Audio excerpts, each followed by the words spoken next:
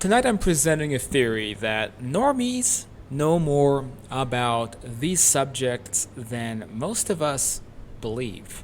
And I'll be talking about why here on Afterlife Topics and Metaphysics. So, before we jump into that, I am reporting from Udaipur, the white city of India. So, you've been following this channel. I've been in Jaipur, the pink city, Jodhpur, the blue city, and now Udaipur, the white city. And I will say, it's, as you'd expect, very beautiful here.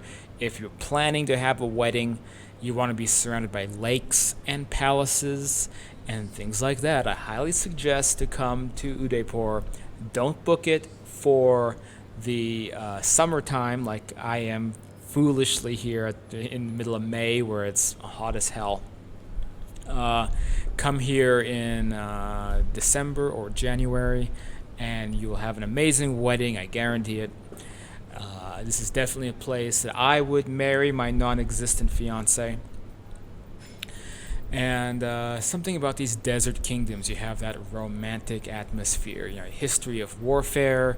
All these kingdoms they used to be at each other's throats. So much politics and so much history and craziness.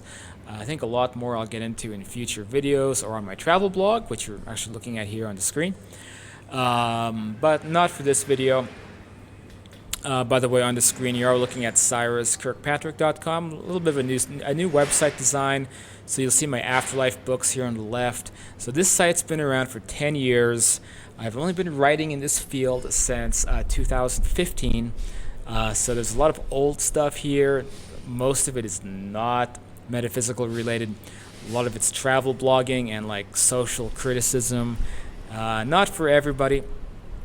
But I've basically reactivated this old website, and hopefully it'll be a resource if people like my writings or want to see what I'm up to. That's CyrusKirkpatrick.com. And one more thing, be sure to hit that subscribe button if you haven't done so yet. Help keep this channel, keep this operation going. So definitely appreciate any help with that if you want to stay up to date with Afterlife topics and all these areas of information as we delve into complex metaphysical subjects.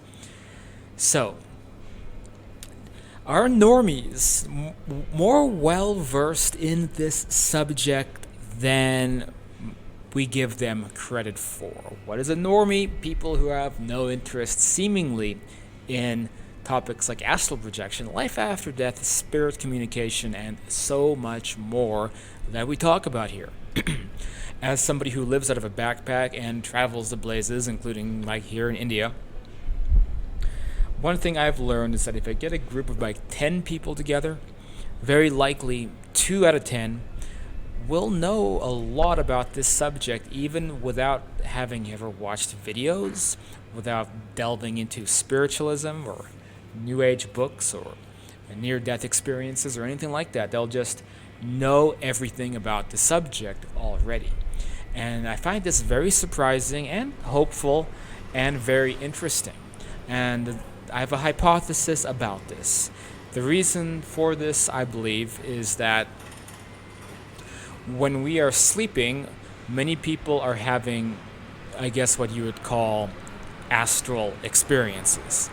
But I like to refer to them as astral dreams. So some people are having full-blown astral experiences, yes, but many people are just having dreams, and very often those dreams are basically there's astral information coming in, which is real information. It's real data.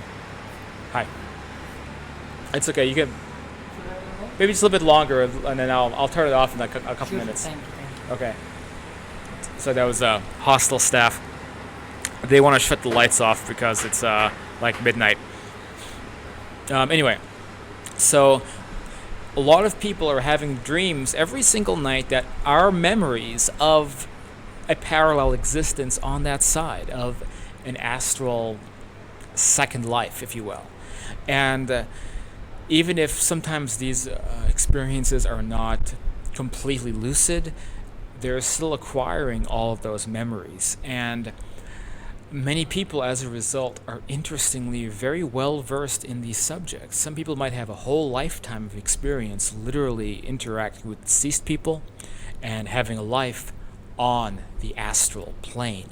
And then when you bring up these subjects, their eyes light up because it's like, wow, finally somebody who can communicate my language, who I can tell these secrets to, who won't judge me. Now, many people do not have these experiences. Many people are very opposed and very hostile to this subject. And so, for those of us who study this stuff, that's why we have to use a lot of discernment abilities to figure out who can we talk about this to and who can we not talk about this to, right? If I meet somebody who I can talk about this to, they ask me what my books are about, I'll mention my two primary books here on the left side of the screen: Understanding Life After Death, the Afterlife, and Beyond. And if it seems like this is somebody who's not cool with that, then I'll bring up some of my funkier older books from a long time ago, like How to Quit Your Job, Spartan Budgeting and Minimalism, How to Make Money Blogging, which, by the way, are good books. I even reference my own books sometimes. I'm like, oh yeah, this is a great idea. I need to go do this again. So I still like my old prior generation Cyrus Kirkpatrick books and writing, but really my main career, my main interest, my main lifestyle is about spirituality and the afterlife. And so that's the real thing, but I won't even tell people about this unless I can vibe them out and it seems like they'll be cool to learn about it.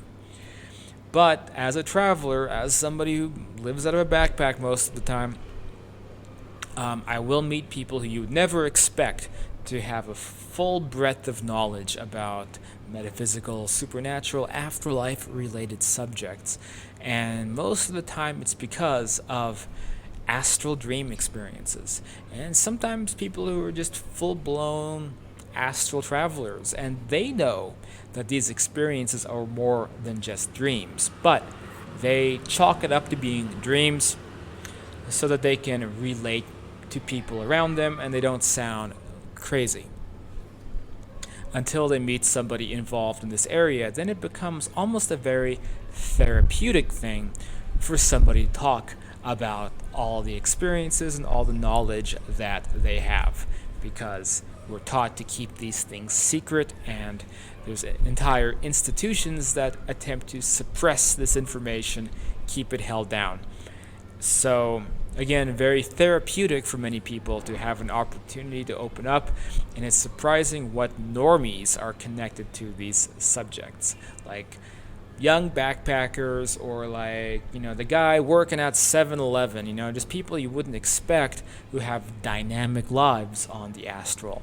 And something that frustrates me about this world is that people become pigeonholed into their jobs. So the guy who does work at 7-Eleven, we think of them as being an uninteresting person who's a clerk in a convenience store, who's just completely not interesting. You just interact with them so that you can buy your pack of chewing gum, while forgetting that every single soul on this planet is extremely dynamic and represents a whole litany of what I like to call elemental concepts elemental to the universe, and yet people can get pigeonholed into some silly job behind a counter. And this is like the issues of modern day conformity. So one of the things I didn't like that much about my time in Japan was there was this sense of people just being pigeonholed into whatever their role was without being able to look beyond it. But I see the same exact thing in the United States. And if anything, as this society, culture, planet, species evolves, I think a major sign of that evolution would be all people having the ability to look at other people as being dynamic and connected on a much deeper, more profound level, not simply the person selling you a pack of gum at the Circle K, but somebody who is, a dynamic soul who, for some reason, decided that their best financial choice was to work at Circle K or 7-Eleven. I'm just using that as an example. we do this all the time with people. And maybe I've gone on a bit of a tangent here, but the point is, you never know that the person working behind the counter, or I don't know, what's another definition of a boring type of career? The person bagging your groceries or whatever it may be. This person might have a dynamic astral life, and they might know about every video I've done on this channel. They might know about all these subjects because they have a lifetime of memories about these things, and then we just take them for granted. So we shouldn't take people for granted. That's my main point. And hopefully this video will inspire people to think in that new perspective. If you like what I have to say, please consider becoming a patron at patreon.com/Afterlife Topics. The link is in the YouTube description. As little as $3 a month, on up to $30 if you want to become a student. Literally, that's the only thing that keeps this channel and all the work I do going, and the ability to take months of time away to, for example, write a new book, is people getting involved and joining classes, or in this case now helping at the Patreon. Or I also do kind of intuitive life coaching, which I've actually been doing since long before the Afterlife books, just to coach people with their careers and what their mission and objective is in life and how to manifest that. And I was doing that since I wrote my first major book, which was How to Quit Your Job. And now going to the spiritual, metaphysical side, I found that it ties in very well. So that's another way to support me if you want. And again, that's like basically donation level, $50+, and we can hang out on Skype for a while and hopefully be of some benefit to you if you want to support Afterlife Topics. If you don't, no problem, no pressure. Just hit the subscribe button. That's free. But it sucks having to make a living and balance that, with, being of service to others. I wish I, could hit the jackpot and I wouldn't even have to think about needing patrons and things to keep going, and I could just be of service, and that's it. But we gotta play by the rules in these ridiculous systems that we created for ourselves, don't we? All right, this is Cyrus. Thanks for watching. I'll hopefully have a new video coming up soon, and until then, talk to you next time.